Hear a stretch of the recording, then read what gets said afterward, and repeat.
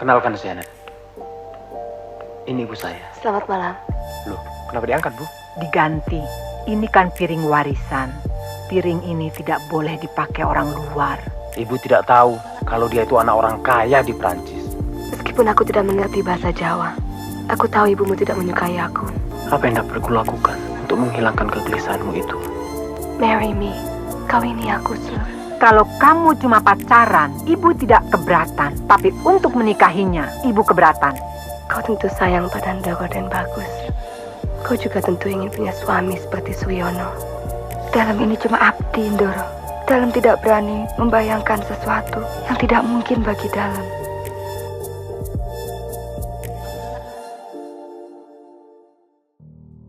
Film Selamat Tinggal Janet pertama kali dirilis pada tahun 1987 dan merupakan hasil adaptasi dari cerita novel dengan judul yang sama, karya Titi Said, yang dipublikasikan pertama kali pada 1 Januari 1986.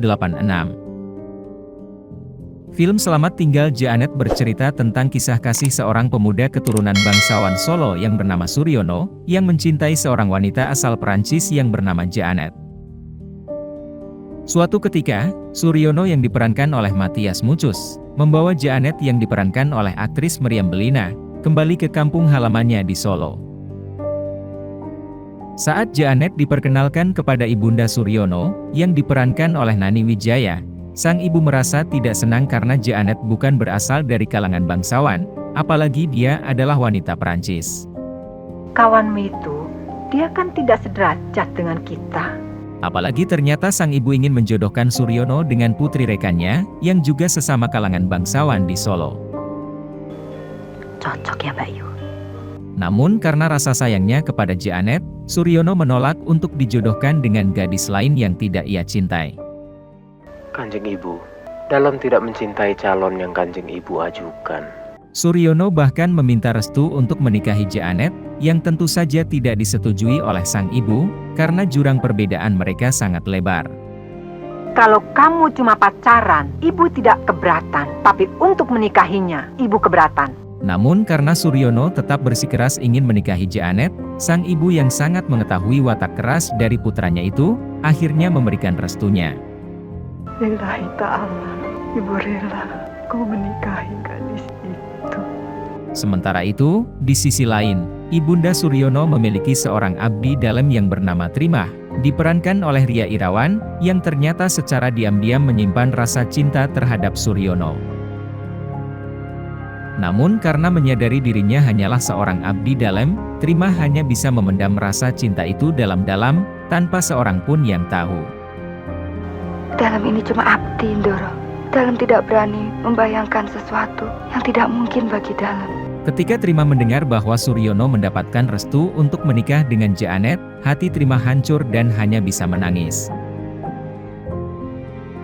Singkat cerita, setelah 6 bulan menikah, ketidakcocokan budaya antara Suryono dan Janet, seperti yang dibayangkan Ibunda Suryono sebelumnya akhirnya terbukti. Janganlah menginginkan aku menjadi seseorang dalam lukisanmu itu. Janet mengaku mulai tidak betah tinggal di tempat yang sepi, dan ingin pindah ke Jakarta, atau pulang ke Paris. Kapan kita pulang? Aku tidak senang tinggal di sini lagi. Aku bukan perempuan Jawa. Kita pindah ke Jakarta, atau ke Paris. Suatu hari, ayah Janet datang berkunjung ke Solo, dan mengajak putrinya itu untuk kembali ke Paris, karena melihat Janet tidak bahagia tinggal di Solo. You're caught in the middle between two very different cultures. Now Papa understands. It is impossible for you to live in this place. Karena mengetahui Janet akan pulang kembali ke Paris, Ibunda Suryono meminta putranya untuk mengikuti istrinya ke Paris, namun Suryono menolak karena tidak ingin bergantung dari pemberian keluarga Janet di sana. Dalam mau kerja apa di sana? Dalam bukan laki-laki pengeretan yang mau saja disuapi istri. Sementara itu, Janet pun akhirnya berpamitan kepada Suryono, karena tekadnya sudah bulat untuk kembali ke Paris. Untuk sementara ini, aku harus kembali ke Paris. Nanti bila aku kangen, aku akan kembali ke Solo. Dan apabila kau kangen, kau yang ke Paris. Sepeninggal Janet, Suryono menjadi murung dan tidak bersemangat untuk melakukan apapun, bahkan kesehatannya pun menjadi menurun. Suatu malam, Suryono merasa nafasnya sangat sesak dan ingin meminta bantuan kepada sang ibu untuk mengeroknya, namun Ibunda Suryono ternyata telah tertidur lelap. Sambil terhuyung-huyung, Suryono kemudian berjalan menuju ke pintu kamar Trimah, dan ternyata sang abdi masih terjaga malam itu. Suryono pun kemudian meminta tolong kepada Trimah untuk mengeroknya, meski awalnya Trimah merasa bingung dan takut karena Suryono tiba-tiba berada di dalam kamarnya. Trimah bahkan hendak memanggil Ibunda Suryono, namun Doronya itu mencegahnya, karena Suryono tidak ingin mengganggu sang ibu yang tengah tertidur lelap. Trimah pun kemudian akhirnya menuruti permintaan Suryono untuk mengeroknya. Namun pikiran Suryono yang sedang kacau karena ditinggal Jaanet, justru lama-kelamaan melihat wajah Trimah menjadi berubah menyerupai istrinya itu. Karena pikirannya sedang kacau karena telah berpisah lama dengan sang istri, Suryono pun melakukan perbuatan yang seharusnya tidak ia lakukan, dengan meniduri Trimah yang adalah abdi dalamnya sendiri. Keesokan harinya, Trimah meminta izin kepada Ibunda Suryono untuk pulang ke rumahnya dengan alasan sakit, karena Trimah tidak mau menceritakan apa yang telah diperbuat Suryono terhadap dirinya. Ada apa tuh Trimah? Kalau sakit kan lebih baik di sini. Nanti sore aku antar ke dokter. Nyuwun duka, Ndoro. Dalam pilih pulang saja. Kepada ayah Trimah, yang diperankan oleh Mang Udel, Ibunda Suryono mengaku heran mengapa Trimah tiba-tiba meminta izin pulang, dan meminta agar Trimah kembali menemaninya. Suruh dia soan ke sini lagi. Saat sang ayah menyampaikan permohonan dari Ibunda Suryono, Trimah dengan tegas menolaknya, bahkan menangis, yang membuat sang ayah makin kebingungan. Sekarang katakan pada bapakmu, apa yang membuatmu sedih? Namun sang ayah akhirnya mengerti kalau Trimah sedang hamil, meski Trimah tidak mau berterus terang bahwa Suryono lah yang telah menghamilinya. Aib ini bisa ditutupi kalau kue mau mengatakan dengan siapa kue berbuat.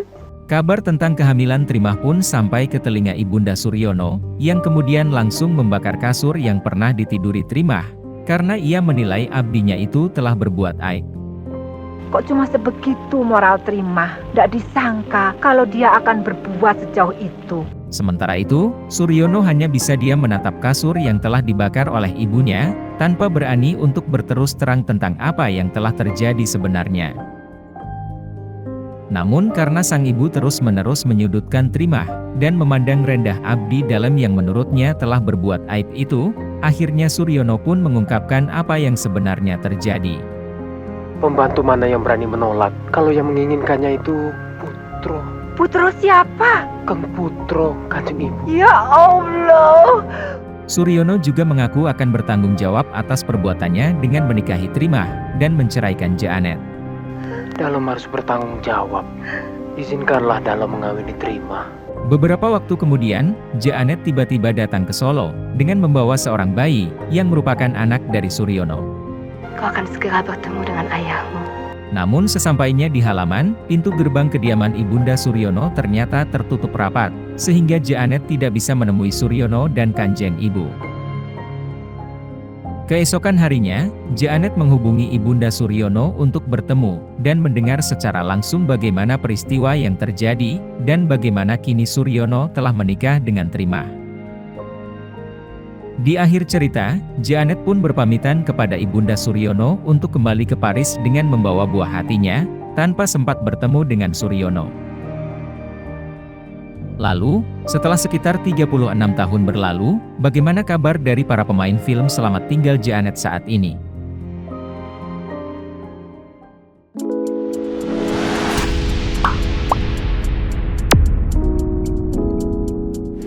Selain berperan sebagai Suryono di film Selamat Tinggal Jaanet, aktor senior Mathias Muchus tercatat sudah ikut membintangi sekitar 66 judul film layar lebar, sejak tahun 1982 hingga 2023. Kalau saya mati, berapa banyak coba rakyat yang saya tinggalkan, coba berapa banyak, kasihan mereka. Aktor yang kini sudah berusia 66 tahun ini, juga tercatat sudah memenangkan 3 piala citra, salah satunya untuk perannya di film Toba Dreams pada tahun 2015. Bapak sudah putuskan, kita semua pindah ke kampung. dan kalian semua ikut Bapak. Matias Mucus juga diketahui ikut berperan di lebih dari 45 judul sinetron dan FTV, sejak tahun 1986 hingga 2021. Dengan kata lain kau ingin mengatakan bahwa hatimu sudah tertutup sama sekali bagi laki-laki lain. Selain berperan sebagai Janet di film ini, aktris Meriam Bellina diketahui telah ikut bermain di lebih dari 80 judul film layar lebar, sejak tahun 1981 hingga 2023. Yang milih lu jadi ketua siapa? Kan lo. Aktris yang kini sudah berusia 58 tahun ini, sudah memenangkan 2 piala citra, salah satunya untuk perannya di film berjudul Cinta di Balik Noda, pada tahun 1984. Makanya, kalau laki-laki nakal, bajingan, tinggal kita dong yang menjinakkannya. Meriam Bellina juga tercatat ikut membintangi 80 judul sinetron dan FTV, sejak tahun 1994 hingga 2023. Mama punya ide cemerlang. Gimana kalau kursi roda ini kita jual untuk nambahin beli berlian buat Mama? Sementara itu, selain bermain di film Selamat Tinggal Janet, aktris senior Nani Wijaya juga diketahui ikut bermain di 115 judul film layar lebar, sejak tahun 1960 hingga 2012. Gue tuh kadang-kadang suka bingung sama lu, tau gak? Kerjaan lu cuma ngeburu mayat sama pemain ini, si Ayam nih. Nani Wijaya sudah memenangkan 2 piala citra, salah satunya untuk perannya di film berjudul R.A. Kartini, pada tahun 1982. Doro ajeng ingkang ayu nggih, manahipun yu sanget bingah menawi Doro ajeng lan sedayanipun saged kembul bujono sesarengan kalian Keng Rama. Nani Wijaya juga tercatat pernah membintangi 42 judul sinetron televisi, sejak tahun 1995 hingga 2021. Sekarang gue mau bawa lu ke perguruan Bang Jalak. Gue mau adu lu sama anak buahnya Bang Jalak. Nani Wijaya meninggal dunia pada 16 Maret 2023, di usianya yang ke-78 tahun. Bagi Ria Irawan, peran apiknya sebagai Trimah di film Selamat Tinggal Janet ini, berhasil membawanya memenangkan Piala Citra, pada FFI tahun 1988. Selain bermain di film ini, Ria Irawan juga tercatat ikut membintangi 55 judul film layar lebar lainnya, sejak tahun 1973 hingga 2020. Panggil tante aja. Kalau Ye kemarin di tengah jalan nggak ditolong sama orang-orang di sini, Ye udah metong. Ria Irawan juga pernah terpilih sebagai aktris terbaik pada Festival Film Asia Pasifik tahun 2003, berkat perannya di film berjudul Biola Tak Berdawai. Kenapa kalian menghina anak itu? Kalian tahu bahwa tidak semua anak lahir dengan sempurna seperti kalian. Ria Irawan juga diketahui telah membintangi 11 judul sinetron televisi, sejak tahun 1994 hingga 2014. Rumah ini bukan rumah kamu lagi. Sekarang rumah ini milik orang tuaku. Kalau kamu tidak turut aturanku, kamu boleh keluar dari sini. Ria Irawan meninggal dunia pada 6 Januari 2020, di usianya yang ke-50 tahun.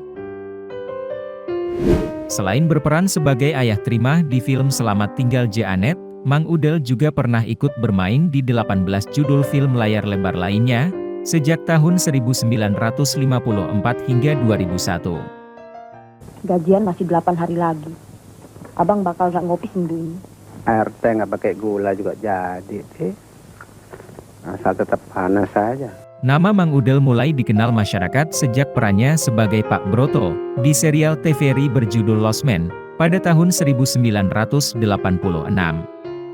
Jarang loh pemuda zaman sekarang ini suka mempelajari kesenian daerah sendiri. Aktor bernama lengkap Raden Panji Purnomo Tedjokusumo ini meninggal dunia pada 27 Oktober 2006 di usianya yang ke-83 tahun. Demikian sedikit informasi terkait para pemain film Selamat Tinggal Janet saat ini. Bila ada informasi tambahan lainnya, silakan ketik di kolom komentar. Thank you. Thank you. Thank you. Thank you. Thank you. Thank you. Tetap dukung perfilman Indonesia, dan sampai jumpa di video best list selanjutnya.